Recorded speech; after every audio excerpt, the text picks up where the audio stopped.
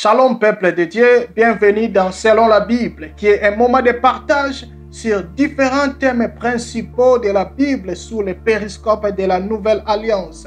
Et nous sommes en train de continuer dans notre message que nous avons intitulé L'Église selon la Bible. Nous sommes en train de partager sur l'Église que Jésus-Christ a bâtie. Et là, nous étions en train de voir les métaphores que le Saint-Esprit ou les images que le Saint-Esprit a utilisées dans les Écritures pour décrire ce que nous sommes, pour décrire l'Église que Jésus-Christ a bâtie. Nous avons vu que nous sommes le peuple de Dieu. Nous avons vu que nous sommes représentés étant le corps du Christ. Nous avons vu que nous sommes le sel de la terre. Nous sommes la lumière du monde. Nous sommes une ville située sur la montagne qui doit éclairer par de bonnes actions. Et nous avons aussi vu que nous sommes l'épouse du Christ. L'épouse du Christ. Et c'est ce que Paul confirme dans 2 Corinthiens chapitre 11 verset 2. La Bible dit, en effet, je suis jaloux de vous, de la jalousie de Dieu, parce que je vous ai fiancé à un seul époux, pour vous présenter à Christ comme une vierge pure. Donc Pierre est en train d'interpeller l'église de Corinthe pour leur dire que vous êtes fiancés à Jésus-Christ. Jésus a payé la dot qui est son sang, son corps, sa vie. C'est le prix que Jésus-Christ a payé pour nous fiancer, pour nous prendre en mariage. Alors, étant des fiancés qui attendent le retour de notre époux, nous devons nous préserver pire. Nous devons préserver notre virginité. Nous ne devons pas aller dans le monde. Nous ne devons pas nous prostituer avec Babylone. Nous ne devons pas nous prostituer avec l'Égypte. Nous ne devons pas nous prostituer avec le monde. Nous devons garder notre pureté. Et nous avons dit que, étant qu'épouse, nous sommes censés, nous avons des devoirs. La soumission, nous sommes censés obéir, à être fidèles, préserver notre pureté. Parce que Christ aussi a des responsabilités envers nous, a aussi des devoirs envers l'Église. Christ prend soin de l'Église. Christ aime son épouse. Christ, il protège son épouse. Christ, il pourvoit à son épouse. Et voilà pourquoi nous avons conclu pour affirmer que l'Église étant l'épouse de Christ ne peut pas manquer. L'Église ne peut pas manquer. Parce que Christ est l'époux le plus responsable. Christ pourvoit toujours ce qui est nécessaire pour nous. Il pourvoit toujours ce qui est nécessaire pour son épouse, pour les membres de son corps. Il nous nourrit, il nous vêtit. Si nous manquons ou si nous voyons comme si nous manquons, c'est parce qu'aujourd'hui, l'Église, épouse de Christ, commence à envier les païennes. Nous sommes en train d'envier le monde. Nous sommes en train d'envier, de vouloir vivre comme les gens du monde. Vivre dans l'opulence, vivre dans le luxe. Voilà pourquoi nous avons comme si l'impression, d'être insatisfaits, de ne pas tout avoir. Alors que nous avons tout. Celui qui a Christ a tout, bien-aimé. Et celui qui a tout sans Christ n'a rien, bien-aimé. Épouse, nous avons Christ, nous avons tout, nous ne pouvons jamais manquer. Les problèmes de l'Église aujourd'hui, c'est que l'Église veut se faire voir. L'Église veut vivre au-delà du nécessaire. L'Église veut vivre dans le luxe comme les païens. Conséquence, nous tombons dans la prostitution avec Babylone. Nous tombons dans la prostitution avec l'Égypte. Nous tombons dans la prostitution avec le monde. Nous tombons à cause de l'or, l'argent de ce monde. Nous envions l'or de Babylone. Nous envions l'argent de Babylone. Nous envions l'or de l'Égypte. L'Église commence à avoir d'autres mouchinas, d'autres maris, d'autres copains, d'autres concubins. L'Église entre dans la concubinage avec le monde. Oh bien-aimés, ressaisissons-nous, car l'époux est à la porte et l'époux revient bientôt. N'agissons pas comme si Jésus-Christ était irresponsable, bien-aimés. Jésus est l'époux le plus responsable. Jésus-Christ est l'époux le plus responsable. Il prend soin de son église qui est son épouse. Tu ne peux pas manquer car tu es l'épouse de Christ. L'église, tu ne peux pas manquer. L'église de Jésus, tu ne peux pas manquer. Bien-aimé, ne regarde pas trop les païens. Regarde surtout ton époux. C'est lui qui connaît tes vrais besoins et c'est lui qui pourvoit et qui va toujours pourvoir pour tes besoins. Tant que tu es lié, tant que tu es attaché à Christ, il te nourrit, bien-aimé. Il te protège. Donc nous sommes l'épouse de Christ, nous devons fidélité et nous devons préserver notre huile, notre pureté, notre virginité à Jésus-Christ. Pour lui seul. L'autre image ou métaphore utilisée aussi par le Saint-Esprit dans les Écritures pour décrire l'Église, il nous appelle aussi, nous sommes les temples de Dieu. Nous sommes les lieux de gloire, les lieux de rencontres personnelles avec Dieu. C'est-à-dire, étant chrétien individuellement, tu es le temple de Dieu. Dieu habite en toi. Et étant aussi corps, étant une assemblée, collectivement, nous sommes aussi le temple de Dieu. Quand nous nous réunissons, Dieu habite parmi nous. Quand nous nous réunissons, la gloire de Dieu est parmi nous. Quand nous nous réunissons, c'est le lieu de rencontre avec Dieu. Alors, la question que j'aimerais poser, Église, quand les gens viennent dimanche, est-ce que les gens rencontrent-ils Dieu? Est-ce que quand nous allons chaque dimanche dans nos lieux de culte, dans nos lieux dans nos paroisses, dans nos lieux de rencontres, est-ce que nous rencontrons vraiment Dieu? Est-ce que nous voyons vraiment la gloire de Dieu? Et si nous rencontrons vraiment Dieu, pourquoi nos vies ne changent-elles pas? Pourquoi nos problèmes n'ont pas de solution? Si nous rencontrons vraiment Dieu, est-ce que Dieu est-il fatigué? Dieu a-t-il changé? Lui, Dieu, notre Dieu ne change pas. Il n'est pas fatigué, il agit. Si nous ne rencontrons pas Dieu, c'est qu'il y a un problème. C'est que la gloire n'est plus là. C'est que la présence n'est plus là. Pourquoi? Parce que nous avons abandonné notre amour. Parce que nous sommes allés voir ailleurs. Parce que nous voulons copier le monde. Au lieu de se séparer du monde, nous voulons copier le monde, vivre avec le monde. Et la gloire de Dieu ne peut pas vivre avec le monde. La gloire se sépare toujours. Parce qu'il est saint. Il est saint. Il est saint.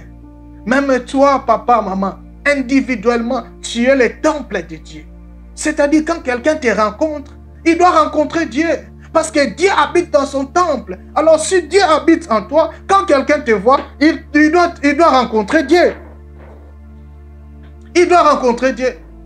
Quand quelqu'un te rencontre, c'est qu'il a rencontré Dieu.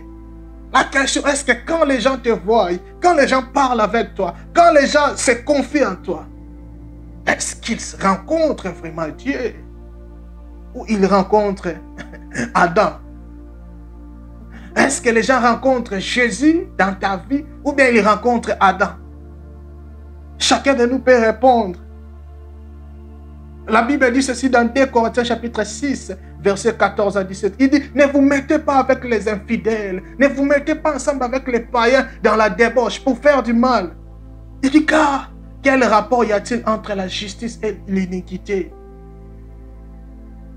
Quel rapport y a-t-il de commun? Y a-t-il de commun entre la lumière et les ténèbres? Quel rapport y a-t-il entre Christ et le diable, bien-aimé?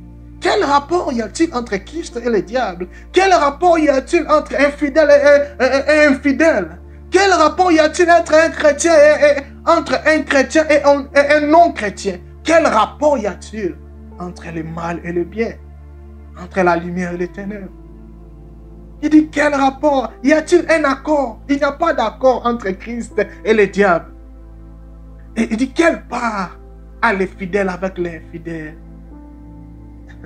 Bien-aimé, étant infidèle, étant un croyant, un disciple de Jésus, nous sommes appelés à apporter ce temple que nous sommes, partout où nous allons, de manifester la justice, de manifester l'amour, de manifester le pardon, de manifester la lumière, de manifester Jésus-Christ. Quel rapport y a-t-il entre les temples de Dieu et les idoles? Il dit, car nous sommes les temples de Dieu vivant.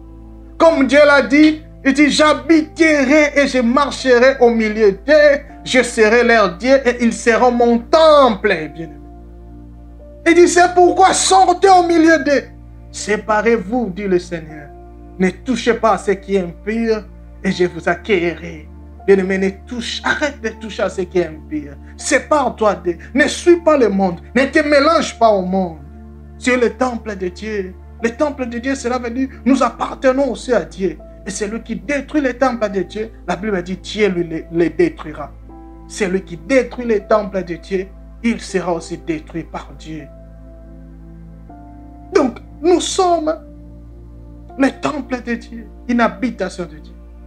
Et il n'y a pas de rapport entre l'Église et le monde. Il n'y a pas de rapport. Il n'y a pas de rapport. Nous sommes séparés. Il n'y a pas de rapport.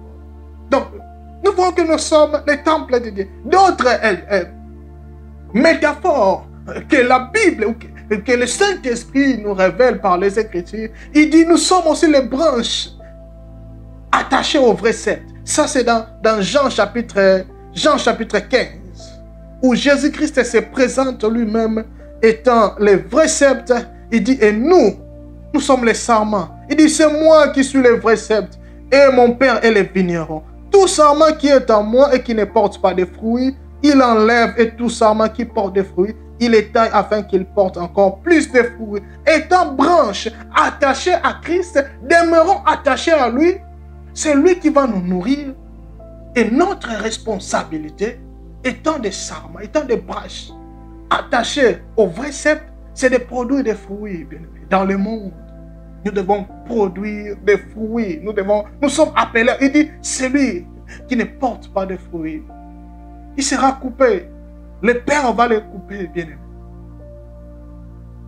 Dans Jean chapitre 10, le Saint-Esprit nous présente comme le troupeau. Ça, Jésus parle. Il dit lui-même, il est le bon berger. Nous sommes son troupeau. Il prend soin de nous. Nous l'appartenons. Il dit, nous sommes le troupeau. Jean chapitre 10, versets 1 à 6. Il dit, en vérité, je vous le dis, celui qui n'entre pas dans l'enclos des brebis par la porte, mais qui s'introduit par un autre est un voleur et un brigand. Mais celui qui entre par la porte est le berger des brebis. Le gardien lui ouvre et les brebis écoutent sa voix. Il appelle par leur nom les brebis et qui lui appartiennent et il les conduit dehors. Il dit, si tu es membre de son troupeau, tu es son brebis, il te connaît par ton nom. Oh, quelle assurance nous avons que le Dieu créateur, Jésus-Christ, nous connaît, chacun de nous, par notre nom. Il dit, il nous connaît, il nous appelle par notre nom. Est-ce que tu écoutes quand Jésus t'appelle? Si tu appartiens vraiment à Jésus, il dit, mon troupeau, il y a à moi. Les brebis qui m'appartiennent, écoute ma voix. Ils entendront ma voix. Est-ce que tu entends la voix du Seigneur qui te parle? Est-ce que tu sais capter la voix de Jésus qui te parle? Ou bien tu as oublié? Quand Jésus te parle, tu ne sais plus si c'est lui, si ce n'est plus lui. Tu as oublié la voix de ton époux. Oh, Église de Dieu. Tu as oublié la voix de ton époux. Oh, épouse de Christ. Tu as oublié la voix de ton époux. Tu commences à confondre la voix de l'époux avec la voix du monde. Bien-aimé, tant qu'épouse et tant que brebis du troupeau du Seigneur, ne confondons pas la voix du monde et la voix de l'époux. Et la voix de l'époux. Ne soyons pas distraits, sinon l'époux va nous appeler et nous allons manquer à l'appel. Dans le verset 6, il dit, Jésus leur donne cette parabole, mais il ne comprit pas de quoi il est parlé. Il dit, en vérité, je vous le dis, je suis la porte des brebis. Dans le verset 16e, il dit, j'ai encore d'autres brebis qui ne sont pas de cet enclos. Là, il parle aux Juifs. Il dit, j'ai encore de non-Juifs que je dois ramener. Et nous formons tous un seul troupeau. Juifs, non-Juifs, nous formons tous un seul troupeau. Le troupeau de Jésus-Christ qui est le bon berger. Il dit dans le verset 27, il dit, mes brebis écoutent ma voix, je les connais et ils me suivent. Toi qui dis que tu appartiens à Jésus, est-ce que tu suis Jésus? Ou bien tu es en train de suivre le monde? Est-ce que tu suis Jésus-Christ? Ou bien tu es en train de suivre le monde? Tu es membre du troupeau de Jésus. Et le berger, il est là devant, il nous montre les chemins. Il nous conduit et il prend soin de nous. Il nous conduit vers des eaux paisibles, comme Psaume dit. Il nous fait asseoir dans des verts pâturages. Oh, l'Éternel est mon berger. Je ne manque de rien. Bien-aimé dans le Seigneur, quelle assurance de savoir que je suis membre du troupeau de Jésus-Christ. Église de Dieu, nous devons apprendre encore, réapprendre à écouter encore la voix du Seigneur et le suivre. Donc, nous voyons quelques métaphores utilisées par le Saint-Esprit pour décrire son Église. L'autre point que nous pouvons voir pour comprendre l'Église, pour comprendre cet édifice que Jésus-Christ a construit, c'est les attributs de l'Église. Nous allons maintenant parler des attributs de l'Église. C'est-à-dire des choses, les éléments qui sont propres à l'Église, qui montrent qu'une Église. Le premier attribut de l'Église a 4 attributs, théologiquement, disons. L'Église a 4 attributs qui sont l'unicité, c'est-à-dire l'Église est une. Je l'avais dit tantôt, il n'y a pas des églises, il n'y a pas une église particulière. Nous sommes... non, l'église, il n'y a qu'une seule église, l'église de Jésus-Christ. Et partout, dans chaque ville, toutes nos assemblées forment une seule église, l'église de Jésus-Christ. Donc, l'église, et j'avais dit que Jésus-Christ traite l'église territorialement. C'est-à-dire dans la ville, dans l'état de New York, par exemple, il n'y a qu'une seule église, l'église de l'état de New York. Il n'y en a pas deux. Et si Jésus veut traiter avec l'église de New York, il traite toutes ces ensembles comme une. Voilà pourquoi si vous lisez Apocalypse, quand Jésus parle, écrit à l'ange de l'église de Philadelphie, dans Philadelphie, c'est une ville, il y avait plusieurs ensembles, et toutes ces ensembles formaient une seule église. Donc, en Afrique, au Congo, il n'y a qu'une seule église, l'église de Jésus-Christ. Tous les vrais disciples de Jésus forment cette église-là. En Afrique, il n'y a qu'une seule église, l'église de Jésus-Christ. En Amérique, il n'y a qu'une seule église, l'église de Jésus-Christ. Et dans le monde, il y a une seule église, l'église de Jésus-Christ, que nous appelons église universelle. Il n'y en a pas deux. Ça, c'est le premier attribut de l'église. Deuxième attribut de l'église, c'est la sainteté. Troisième, c'est l'universalité, que nous avons dit l'église est universelle. Et quatrième attribut, c'est l'apostolicité. Alors, je vais expliquer chacun de ces attributs. L'unicité, donc, c'est-à-dire il n'y a pas deux ou plusieurs églises de Jésus. Il n'y a qu'une seule église de Jésus. Chaque assemblée individuelle forme une seule église. Et c'est le Saint-Esprit qui conduit à l'unité de cette église. Donc, l'église dépend de l'esprit de Christ que nous sommes censés tous avoir. Comme nous avons reçu le même esprit, nous formons tous un même corps, nous sommes un. Voilà pourquoi dans Galates chapitre 3, verset 28, la Bible dit: il n'y a plus ni juif ni grec. Il n'y a plus ni esclave, ni libre. Il n'y a plus ni homme, ni femme. Car tous, vous êtes un en Jésus-Christ. Nous sommes un en Jésus-Christ. Il n'y a pas de séparation dans l'église de Jésus. Il ne peut y avoir de séparation dans l'église de Jésus. Nous sommes tous un. Nous formons tous une seule église. Voilà pourquoi il n'y a pas de place de jalousie entre assemblées. Aujourd'hui, fort malheureusement, vous allez voir une assemblée qui se dit Église de Jésus aller en justice contre une autre assemblée. Nous avons vu au Congo des assemblées aller en justice contre elles. Nous sommes une seule église. Comment est-ce qu'on peut se disputer un endroit, un bâtiment? Comment est-ce qu'on peut se disputer une parcelle? Parce que nous sommes une église, c'est l'église de Jésus. Comment est-ce que nous sommes arrivés jusqu'à ce point-là? Imagine seulement l'église de Jérusalem dispute une parcelle avec l'église de Corinthe. Est-ce que nous pouvons imaginer ça? Paul qui est en train de disputer, aller en justice contre Pierre pour un bâtiment. Bien-aimé, qu'est-ce qui s'est passé dans l'église? Il y a des moments où je me demande, qu'est-ce qui s'est passé à l'église? Qu'est-ce qui s'est passé? Qu'est-ce qui nous est arrivé pour arriver jusqu'à ce point-là? Et vous allez voir, si vous lisez les Actes des Apôtres, personne n'avait prêché aux disciples d'amener l'air bien, de les mettre ensemble. Mais puisqu'ils avaient le même esprit, mais quand nous avons le même esprit, c'est-à-dire nous avons les mêmes sentiments, nos soucis sont un. Le problème du frère X, c'est aussi les problèmes du frère Y. Les soucis de la sœur X, c'est aussi les soucis de la sœur Y. Ou de l'église Y. Parce que nous sommes une et une seule église. Parce que nous avons reçu le même esprit, nous avons le même Seigneur. Beaucoup de fois, nous nous considérons comme les membres de nos assemblées, les membres de nos paroisses. On néglige l'église universelle pour appuyer beaucoup plus sur nos individualités, sur nos paroisses, nos petites assemblées. Non, bien-aimés, nous formons, il n'y a qu'une seule église de Jésus. Il n'y en a qu'une.